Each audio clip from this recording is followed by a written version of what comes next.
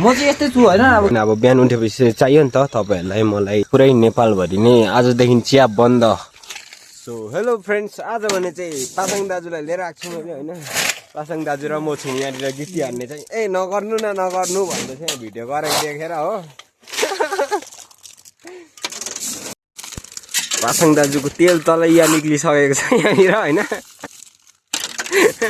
र पनि हाँसै हान्दैछ पसिनासरी भएर रातो भएर। ल है त भिडियो मात्रै बनाएर हुँदैन, अपलोड गरिसक्छौँ अनि त्यहाँबाट चाहिँ हामी निक्लिन्छौँ यहाँबाट चाहिँ हैन गाउँतिर। ल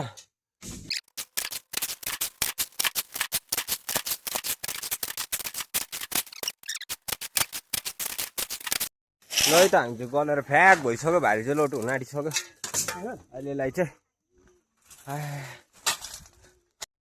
र आज चाहिँ पासाङ दाइको खुसीको कुरा छ, सिम झिक्दिएको अहिले भर्खर यहाँ हेर त खुसी हो नि।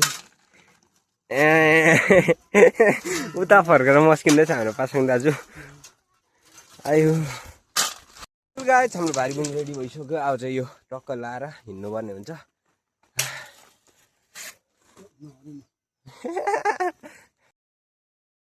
ल है त हामी भारी अनलोड गर्नु लागिमा अब चाहिँ स्पिडमा जाँदैछौँ हामी चाहिँ।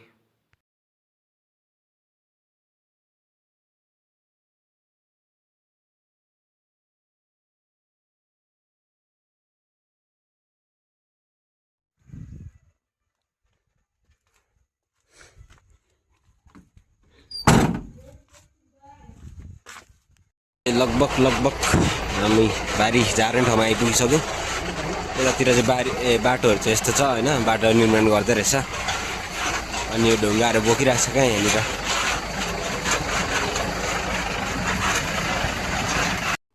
सो गाइस अब चाहिँ हामी यो हाम्रो बेबीलाई कति दिन भने 3-4 दिनको लागि चाहिँ यत्तिकै राख्नु आँटेको छौँ। अब धोएर चट्ट पारेर राखिराख्ने हो। अब चाहिँ मेरो छुट्टी हुन्छ आजदेखि चाहिँ 1-2 दिनको लागि। अहिले काम अलिक कम्ती भएको छ नि त अनि त्यही भएर। सो लेट्स गो अब दोने हो। हामी काल जानलाई रेडी भइसक्यौँ होइन। त्यहाँनिर चाहिँ भान्जी र भाइ छ। बाइक आयो है त। अहिले चाहिँ निक्लिसकेँ म गाडीबाट पनि भेनाएको। अब चाहिँ ब्याङ्कमा जाँदैछु, ब्याङ्कको अलिकति काम छ मेरो त्यही भएर। अहिले चाहिँ म यो जङ्गल जस्तो ठाउँमा पुगिसकेँ होइन। त्यही माथि धुम्म लागेर यस्तो भइरहेको छ क्या हाम्रोतिर। त्यस्तै हो, धुम्म लागेको गर्छ धेरै जस्तो। बाटो सरसफाइ चाहिँ राम्रै गरेको रहेछ यतातिर, र पनि पानीले बिगारेछ क्या बाटो चाहिँ यस्तो बनाइदिएछ। 2 वर्ष पुरानो साथी हो मेरो, धेरै अगाडि पछाडि होइन।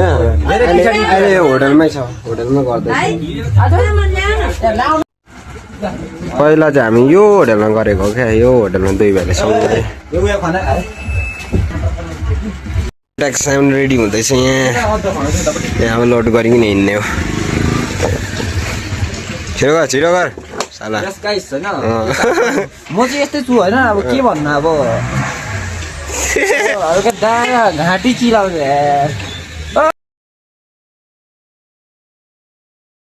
अलि हाइनेक लगाउँछु। कति 76 केजी थियो नि त पहिला, अहिले त्यस्तै 58हरू छ। हजुर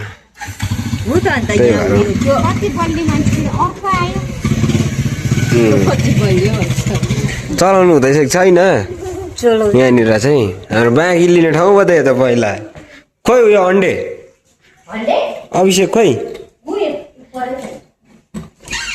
खुल्ला रहेछ। मैले कति बिक्री भइसक्यो? आउँछु त हौ अनि डेली हिँड्छु त यही बाटो म। तल उदय तामाङ तल शान्ति बजार त्यहाँबाट पनि मुनि हो। हजुर मोटाएर आउँछु नि ल। अब अर्कोचोटि आउँदाखेरि चाहिँ मोटाइकन आउँछु। हाम्रो माइली आन्टी पहिलाको चिन्नुहुन्छ होला नि। म चाहिँ हिँडिसकेँ यहाँबाट पनि कपाल काटेर पनि।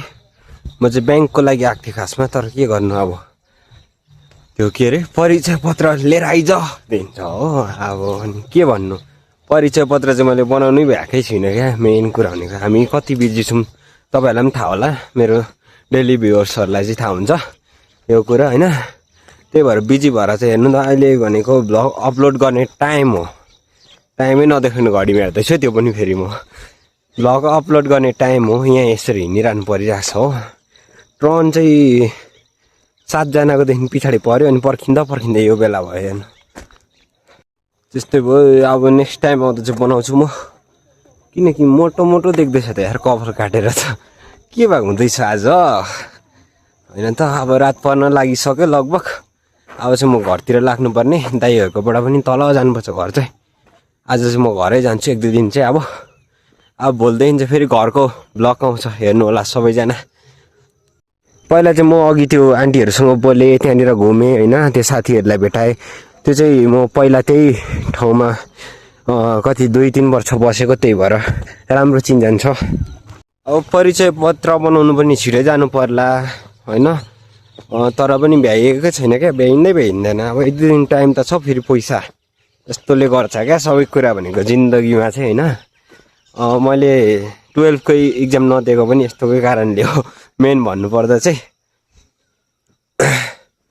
यस्तै हो छोरा मान्छेको लाइफ होइन, गर्नै पर्यो। हाम्रो यतातिर भन्दा पनि पुरै नेपालभरि नै आजदेखि चिया बन्द भएको छ होइन। अनि त्यहाँबाट अब नेपाल म चाहिँ इलाममा बस्छु नि त, इलामको अन्तुदेखि अलिकति पर, श्री अन्तुदेखि अलिकति पर समालबुङ भन्ने ठाउँमा बस्छु नि त। यतातिर पनि चिया मात्रै गर्छ, धेरै जस्तो खेती चियामा निर्भर छ क्या यताको कृषकहरू चाहिँ। मेन भन्नै पर्दाखेरि चाहिँ अब घरमा सबै कुरा जुटाउने नै चियाले हुन्छ प्रायः जस्तो। गाउँभरि अब चिया छ क्या, यही चियाबारी भयो। यो परतिर देखेको यिनीहरू चियाबारी, यतातिर चियाबारी, यो परको सबै चियाबारी छैन क्या। जङ्गल पनि छ, तर जङ्गल जति नै जङ्गलभन्दा धेरै चियाबारी छ क्या सबै। यो घरदेखि अब हेर्नु, यो घरको चिया भयो यस्तो माथि हुन्छ क्या चियाबारी। अब यो दाइहरूको होला यिनीहरू यस्तो हुन्छ क्या चियाबारी चाहिँ। अब चियाको हालत चाहिँ के होला त अब यसलाई। अब हामी नेपाली होइन, लगभग पुरै सबै कन्ट्रीमा नै युज हुन्छ चिया चाहिँ, खान्छ होइन। बिहान उठेपछि चाहियो नि त, तपाईँहरूलाई मलाई चाहिन्छ सबैलाई होइन। अनि प्रायः जस्तो सबै मान्छेहरूको भनौँ न बिहानको सुरुवातै चिया हो नि, चिया खाने। अनि फेरि के काम गर्नु छ गर्ने हो त्यही होइन र। अनि यो चिया बन्द भइसकेपछि अब कृषकले के गर्छ, ल कृषक छोडिदिउँ, अरू मान्छे सहर बजारमा बस्ने मान्छेले के गर्छ त्यो सोचौँ होइन त। त्यो हाम्रै ठाउँमा मात्रै लगभग 15वटा जति होला फ्याक्ट्री। अब यो फ्याक्ट्रीमा रोजगार गर्ने मान्छे चाहिँ कति थियो होला सोच्नु तपाईँले। आफै ठुलो फ्याक्ट्रीहरू छ होइन, त्यो फ्याक्ट्रीमा रोजगार गर्ने मान्छेको के होला अब त्यो पनि सोच्नुपर्छ। उनीहरूले पनि घर परिवारहरू पाल्नुपर्ने हुन्छ, त्यो पनि हेर्नुपर्ने हुन्छ।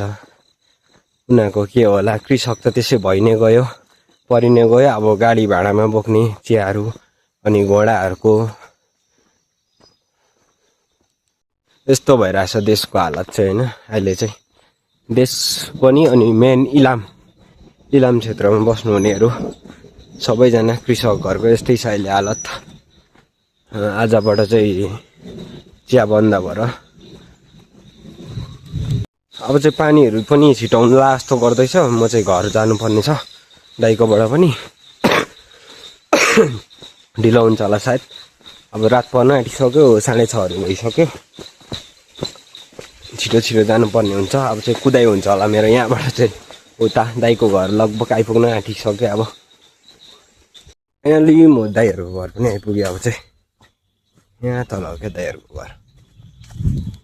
अब चाहिँ भिडियो लामो भइसक्यो होइन, आजको ब्लग चाहिँ यहीँ इन्ड गरौँला।